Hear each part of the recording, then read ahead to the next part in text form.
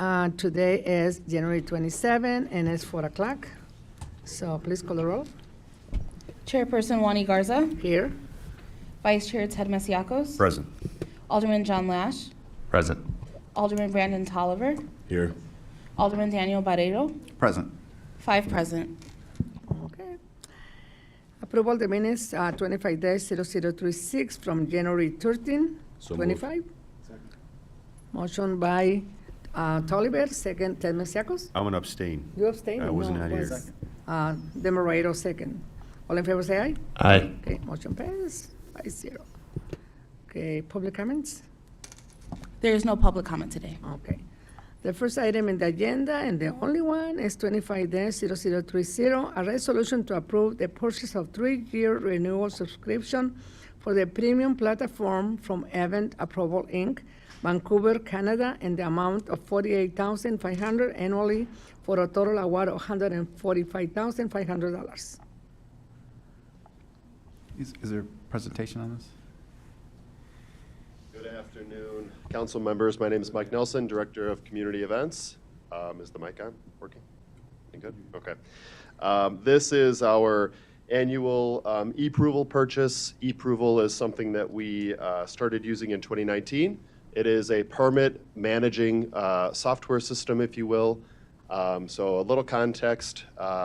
Prior to e-approval, we were doing everything manually, PDF applications, lots of paper files, lots of how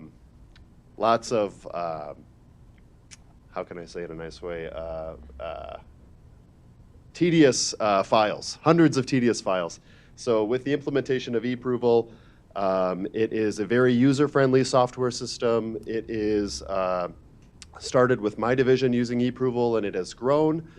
We've got other divisions and departments using it now. Our city clerk's office is here wanting to do some kind of liquor licensing with e-approval, which is fantastic.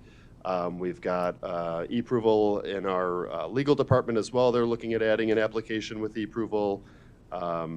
It really is a very user-friendly application. It's very well received within our community. User-friendly applications are a must, and we've gotten nothing but positive feedback with it. Comments, questions? Madam Chair, Yes? you raised my curiosity. Yes. How exactly is it going to be utilized with the clerk, and how exactly is it going to be utilized with our legal department as well? Sure. Anybody here from those departments can explain to us how that? Absolutely, of course. It'd be great to know, and also for the community who might be chiming in here and listening in to know that too. Good afternoon. This just doesn't sound that loud. Okay. Jennifer Stallings, City Clerk. So from the clerk's perspective, we are currently using the application process for the temporary outdoor dining applications. And I'm sure that you're all well aware, not too many applications come through each year for that.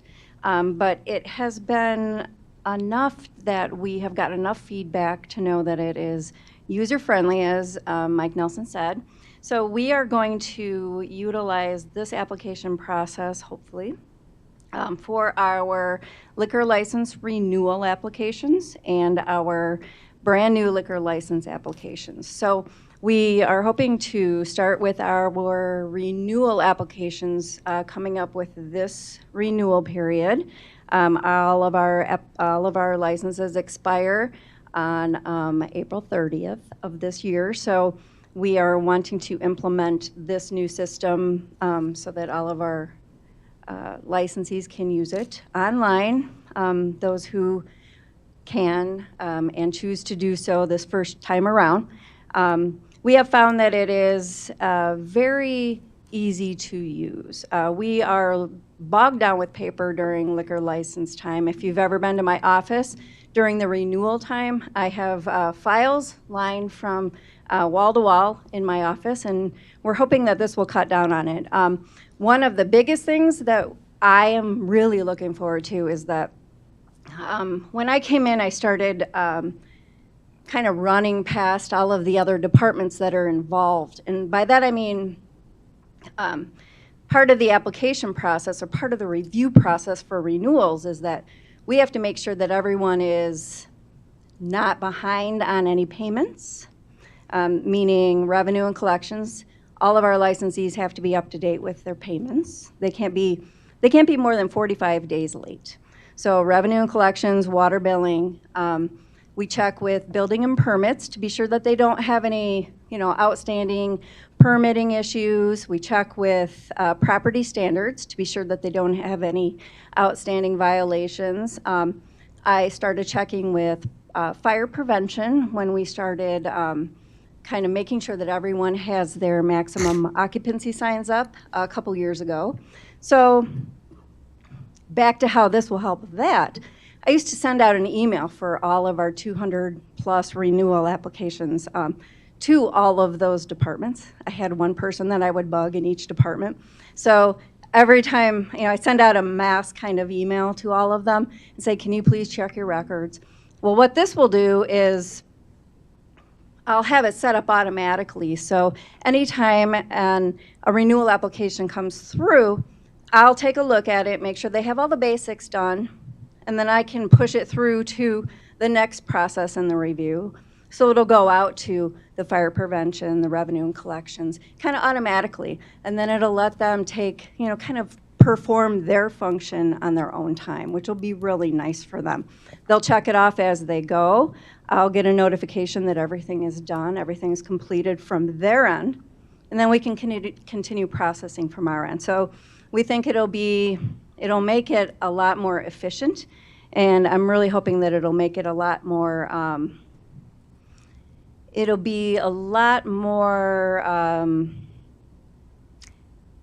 foolproof, I guess, for lack of a better term. We should be able to catch a lot more because emails they get lost. And for this, if it's green, we're going. On the screen in this application process, if you look at it on your screen and you've got the application sitting there, it's a certain color, we're still going on it, we're still working on it until everybody's checked off and everybody's done.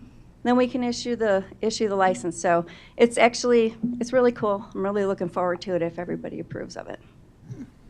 I have a question. Yes?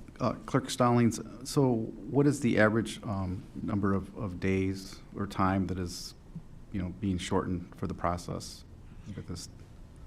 So I'm hoping that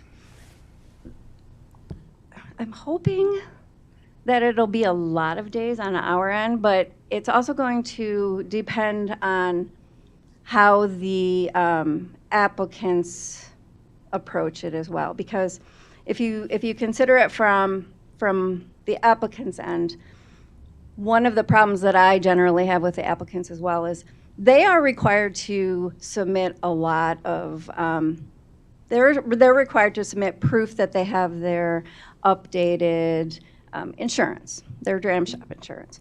Their Bassets have to be updated. If they've changed their floor plan, we need a new floor plan. There's a big checklist for them. A lot of them don't go through that checklist so carefully. So I have to do a lot of back and forth with them, again, via email previously. A lot of them aren't real responsive with the email, so it takes a lot of time to kind of hound them. So with this, kind of coming back to answer your question, hopefully, because this system, it'll get their attention in a different way.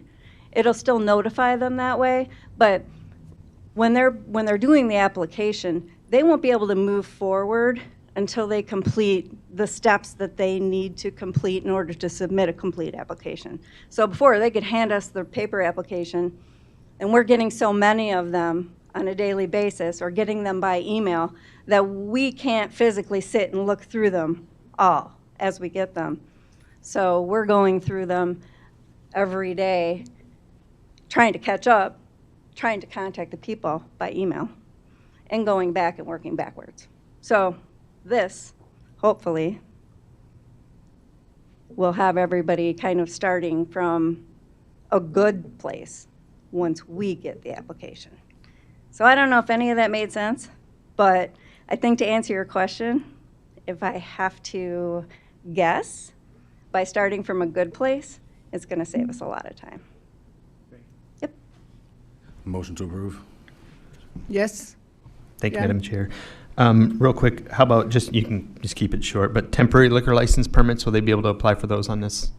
Temporary is not one of the, Got it. This is Initials? only for the renewal process. Okay. only for renewal and for the initial. Okay. So we're going to start with those. But we are going to look to add others as we go along. Yes. And then just quick question perhaps for the CIO, but presumably this works integrated with Granicus pretty well in the new software system that we're using for our website? It'll be a website interface?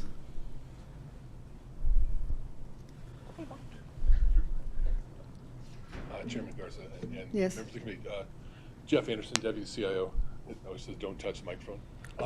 So yeah, and it's another web-based solution. So it'll be links to links. You know, the user may notice the URLs change, but the navigation will be very easy for them, just like it is today. You know, with the Yes, existing pull the website. microphone a little bit. Yes, thank There you you. go. So the navigation will be just as easy as it is today with the older website. You know, you're just moving from one website to another, like you'd navigate anything else. Okay, and then my only other question as far as other departments, what about applications for fire pit permits? And So- I assume block parties are already covered, or no? Yeah, well, I'll tell you, from an IT perspective, what's really been good to see here, Alderman, and that's a good question, is that, I was teasing Mike earlier, we started with sort of the simple ones. Right. And the adoption rate here citywide has been really fast and quick, and I hope we go, to all the things we can think of here, because there's really no reason to be doing a lot of these in paper from an IT perspective. Just put it there, Patrick and legal may have another point behind that. And what I will say too, just to add on, because I know there are questions about this from last week, this puts, more importance on us being able to manage this data properly. We went through that whole data privacy discussion last week. This will be a large discussion, because now we're collecting all of this personal data from folks that we hadn't collected before. Now, how are we going to be responsible about holding on to that? Just to answer that from last week. So, if that helps.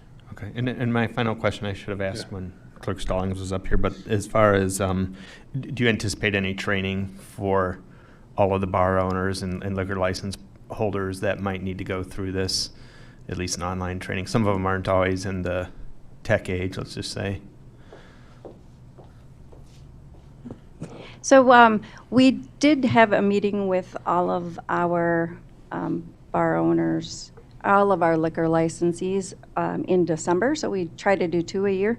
And I did announce that we were hoping that this was coming, the online process. And I told them that we understand that some of them might not be comfortable doing it Tech-savvy. online. Yeah. So we told them that there would still be the option to submit it to us on paper. We would sit and go through them. If they'd go through it with them, if they'd like, we'd enter it for them, this time and work through it with them. But we're always, we have a great staff downstairs. We can always help them with it.